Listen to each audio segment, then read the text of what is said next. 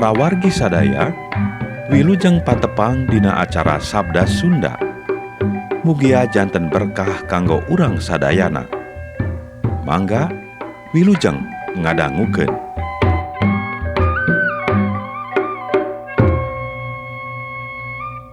Injil Yesus Kristus numutkeun Santo Lukas.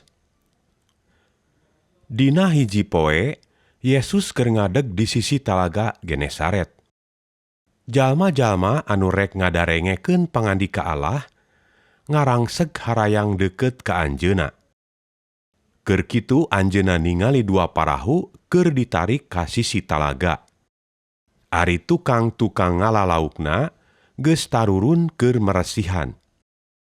Yesus tuluy naek kana hiji parahu, bogana Simon, bari mundut supaya parahuna diwelah rada ka tengah. Gek anjeunna linggih dina eta parahu seug ngawulang ka jalma rea.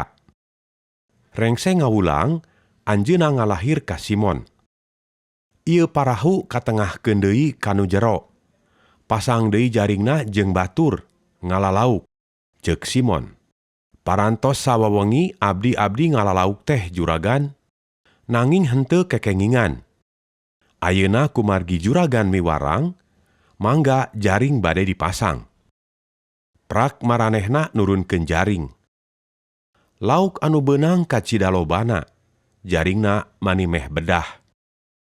Tuluy nyalukan deui babaturanana menta dibantuan. Seug dibarantuan ngangkatan lauk. Parahu duanana meh ngalalep bawaning pinuh ku lauk. Nenjo kitu, brek bae Simon mendek payuneun Yesus tuluy miunjuk. Gusti, enggal abdi kantunkeun. Abdi teh jalmi gede dosa. Simon jeung nu ngabaturanana mani barengong narenjo lauk bebeunanganana sakitu lobana. Nya kitu deui babaturan Simon anak Zebedeus, nyaeta Yakobus jeung Yohanes. Saur Yesus ka Simon, "Ulah sieun, ti semet ayeuna maneh bakal ngalajelema." Geus kitu maranehna marilu ka Yesus. Parahuna ditarik ka sisi, tuluy ditaringgalkeun jeung eusi-eusina. Hiji mangsa Yesus aya di hiji kota. Di dinya aya hiji jelema, awakna ruksak ku lepra. Barang breh nenjo Yesus, brek mendek tuluy ngalengis. "Gusti, upami Gusti kersa, Gusti tangtos iasa nyagerkeun kasakit abdi." Yesus nyabak kana awakna tuluy ngalahir. "Kami daek, geura cager." Harita keneh kasakitna leungit. Eta jelema ku Yesus dilahiran. Ulah bebeja ka saha-saha. Terus bae ka imam, menta dipastikeun yen maneh geus cager. Tuluy haturkeun kurban sakumaha anu diparentahkeun ku Musa. Sanajan kitu ge Yesus beuki kautarakeun bae. Jelma-jelma ngaleut rek ngarupingkeun anjeunna jeung harayang dicalagerkeun kasakitna. Tapi anjeunna mah geus angkat ka tempat anu sepi sembahyang. Dina hiji poe waktu Yesus keur ngawulang, aya sawatara urang Parisi jeung guru-guru agama daratang ti kota-kota, ti Galilea, ti Yudea, jeung ti Yerusalem, marilu dariuk. Yesus kenging kawasa ti Pangeran pikeun nyagerkeun anu keuna ku kasakit. Aya anu ngagotong jelma lumpuh dina bale-bale, seseleke rek asup ka jero imah ka payuneun Yesus. Tapi teu bari saeun robos lantaran jelma kacidalobana. Tungtungna nu lumpuh teh dibawa nae ka luhur hateup, hateupna dibuka nyieun liang. Nu geuringna tuluy diulur jeung bale-balena ka handap. Meneran ka tengah-tengah riungan payuneun Yesus. Barang Yesus uningaeun yen kapercayaan maranehna sakitu mantepna, seug ngalahir kanu lumpuh. Dosa hidep dihampura dulur. Guru-guru agama jeung urang Parisi mimiti ngaromong dina hatena. Saha ieu jalma teh bet ngahina ka Allah? Ngan Allah anu kawasa ngahampura dosa mah. Yesus uninga kana pikiran maranehna tuluy ngalahir. Kunaon pikiran aranjeun kitu? Babari mana nyebutkeunana? Dosa-dosa hidup di hampura? Atawa geura nangtung tuluy lempang? Tapi ayeuna ku kaula rek dibuktikeun yen putra manusa teh di ieu dunia kawasa ngahampura dosa. Tidinya anjeunna ngalahir kanu lumpuh tea saurna.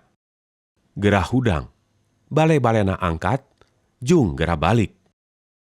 Sapada harita keneh, jung eta jelema nangtung hareupeun sarerea, bale-bale urutna ngedeng di panggul, tuluy balik bari ngamulyakeun ka Allah. Jalma-jalma barengong, hatena galimir. Breng maruji ka Allah pokna. Ajaib, ieu kajadian anu ku urang kasaksi poe ieu. Tidinya Yesus angkat. Di jalan ningali hiji tukang mulung pajek ngaranna Lewi keur diuk di kantorna. Ku Yesus didawuhan, "Hayu milu ka kami." Lewi cengkat tuluy milu ka Yesus, ninggalkeun sagala rupa. Di imahna, Lewi ngayakeun pesta ngabagayakeun Yesus. Semah-semahna kacidalobana, tukang-tukang mulung pajak jeung saliana. Sawatara urang Parisi jeung guru-guru agama ti golonganana ngawaweleh ka murid-murid Yesus, pokna. Kunaon maraneh bet daraek dahar bareng jeung tukang-tukang mulung pajak jeung jelema-jelema anu teu paruguh? Diwalerna ku Yesus, anu perlu doktor teh anu garering, nu calageur mah teu perlueun. Kaula datang lain rek ngajak tobat ka anu marulia, tapi ka jelema-jelema anu dianggap hina. Aya anu naranya ka Yesus, murid-murid Yohanes sering puasa sareng sembahyang, nya kitu keneh murid-muridna urang Parisi. Dupi murid-murid ajengan mah dahar nginum sabiasa. Warer Yesus, na bisa aranjeun nitah puasa ka tamu-tamu dina pesta kawin sapanjang ki panganten aya keneh dina riungan. Tangtu moal. Lamun ki panganten geus dibawa indit tina riungan, kakara maranehna paruasa. Geus kitu Yesus maparin misil kieu ka maranehna. Moal aya anu nambal baju heubeul kulawon tina baju anyar. Sabab kudu nyewehkeun baju anyarna, padahal tambalan tina lawon baju anyar teh moal matak hade kana bajuna anu geus heubeul. Samalah bakal mawa soeh deui anu heubeul. Jeung moal aya anu ngeusikeun anggur peresan anyar kana kantong kulit anu heubeul. Sabab tangtu matak bedah eta kantong, anggurna kapiceun, kantongna rusak. Anggur anyar wadahna ge kudu anyar. Jeung moal aya anu hayang nginum anggur peresan anyar, sanggeus nginum anu geus lila, lantaran anggur anu geus lila mah leuwih ngeunah. Kitu saurna.